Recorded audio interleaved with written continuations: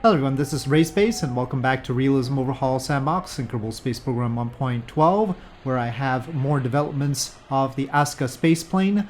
It is no longer the Scramjet because it doesn't have a Scramjet at the bottom, so I'm just going with its given name in this case. And instead of the Scramjet, we have stuff. We have an ISRU unit, a drill, and some landing engines. These are meant to be pressure-fed Hydrolox engines. And, well, this one is actually already deployed. I didn't really mean for that to happen just yet. But it's got the mass that would be appropriate for all of this, and it's got little reactors in there. I'll probably have to figure out about the radiators, though. I haven't done that yet. This was enough business to try and make this happen. We've got some volume in here now that we are not using because that was volume taken up by the Scramjet, and I didn't account for that as part of the propellant space. So we've got volume, and right now we are not using the tri-propellant version. We're just going with the dual propellant. I've underfueled the hydrogen, and I want to see if I can land on the moon. So that's the plan. That's the plan. I will be controlling from a docking port that is inside the hatch here. There. That one. So that will be our control point. And I don't know how balanced they'll be. Now the trick here is that these are not engines. They're configured as RCS thrusters so that hopefully it's easier to maintain balance. I'm not sure. That is a question mark for us. Maybe these will help. Maybe these won't. I mean, RCS thrusters are meant to help maintain balance, right? I mean, that's what they do.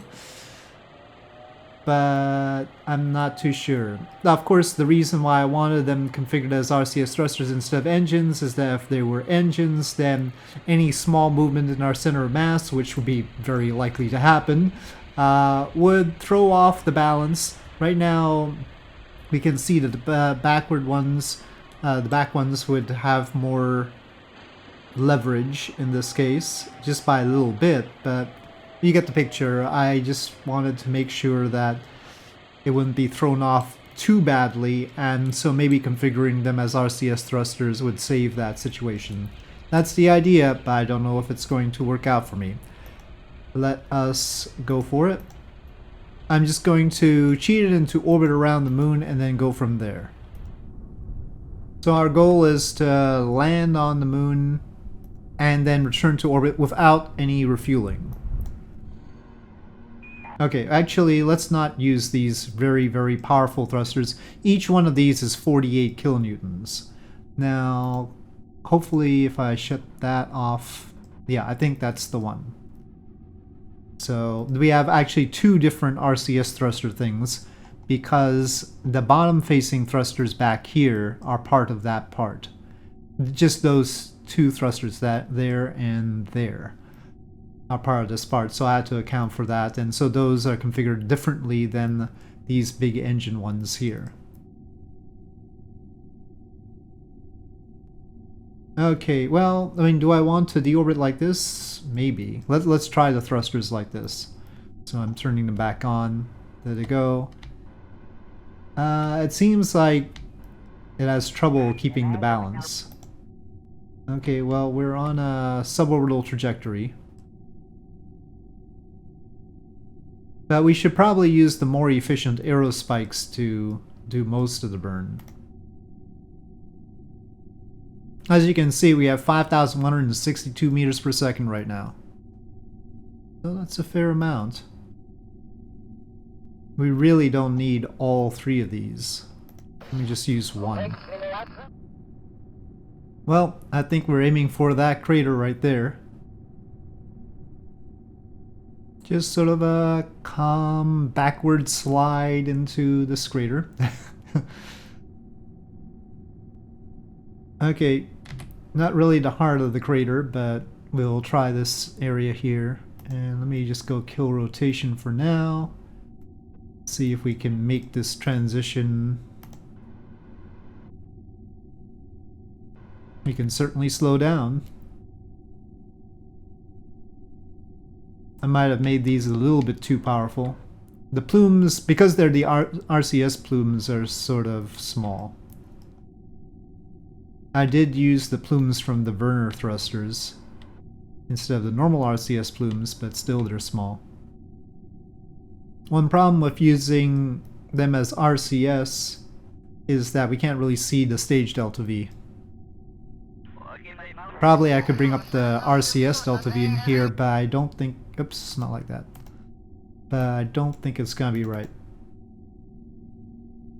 Nope, there it is. Nope, it doesn't show it properly. So, that's a drawback. Another drawback is that... Well, no, it seems to be holding it properly. So, okay. I thought it was wiggling more before, but it seems okay now.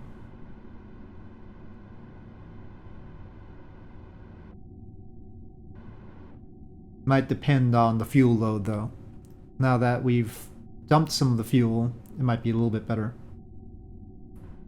So these engines are operating at 400 seconds of ISP with hydrogen and oxygen. The main engines operate at 455. But I was thinking of replacing the main engines with tripropellant, so with methane, and then they'd get less. There's no rule that says that the hatch has to be open for us to control from there. Probably best not to have it open right now. And coming in. Really need to remember to put a ladder on this thing. Okay, we're on the surface, I think. Brakes. Oh no! Maybe I need to move the landing gear a little bit further back. It was fine before we reduced the fuel, but now that we've got less fuel. Well, anyway, even a little puff of those bottom thrusters leads us to float away like this Phobos or something. They are substantial. Here, let's just go. Okay, up. I need to get high enough so that I can make the transition safely. So, control from here. And then I need to shut these off. And point prograde. And let's ignite.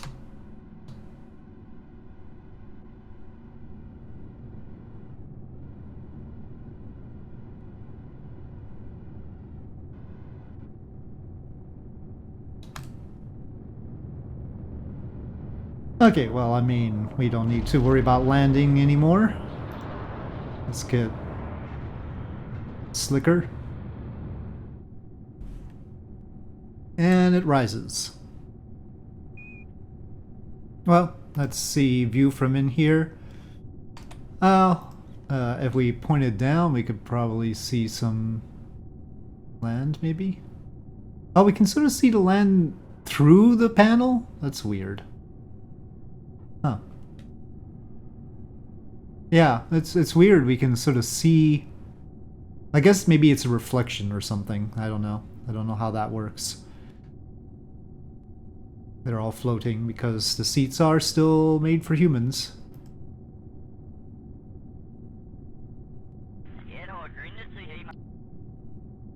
Inclination there, time to apoapsis, delta V, apoapsis and periapsis, all good. Okay, well, we should probably lift the periapsis at apoapsis, but we are not there yet. This does have a number of RCS ports in the back in order to act like OMS engines. They're each 2.4 kilonewtons, so they're not that powerful, but when you got 6 of them, it's not too bad. Well, that's okay for now, I think. So about 800 left, given all of that. Well, let's see if we can get a Kerbal out. So EVA. So when they EVA, I need to make a door here, and they probably shouldn't be popping up upside down, but yeah, I'll try to remember to do that. There's this sort of cargo hold area. At this point would be I don't know why the sound effects are late. It would be a unpressurized cargo hold area with that thing open. And then it's all pass through, so we can just go right outside here. And I really ought to add some detail to this space plane. I think it's going to feature more prominently in the future. Alright, back in we go. Probably should add some refrigerators in here or something. And back in. The downside to giving it this capability with the ISRU unit and the bomb-facing thrusters so it can land on bodies with the moon's gravity or less is that we've dumped the Scramjet, so it can't really get to orbit around the Earth as an SSTO right now. Either it's going to need the tri-propellant engines and I'm going to have to work out exactly the right balance for that, or we're going to use the rocket sled, or it's not going to be an SSTO anymore and we need boosters. So, or maybe a combination of them. I mean, it might be like tri-propellant plus rocket sled plus boosters for all I know. But it'd be sad if it's no longer an SSTO from Earth. But it's possible that that's the case because without the Scramjet, it's lacking about 1,500 meters per second as it is right now. It is carrying, you know, an extra load here just because we got rid of the Scramjet. The Scramjet was heavy, but we now are carrying stuff that is basically just about as heavy. So, yeah, that's not helpful. So, I'm gonna have to see whether I can make this work out and turn this into basically the Realism Overhaul Real Solar System version of so many things that happen in stock. But obviously trying to do that is a matter of very narrow engineering, and I'm unwilling to make this lighter or cheat the dry mass in any way. So you can see that we've used up most of our fuel and we're 88 tons here. The dry mass is probably like 70-75 tons. So yeah, well, that's the Asuka spaceplane around the moon, and with that, I'll say thank you for watching. Hope you enjoyed this video. If you did, please do press like. If you have any comments or suggestions, please leave them in the comment section below, and I'll see you next time.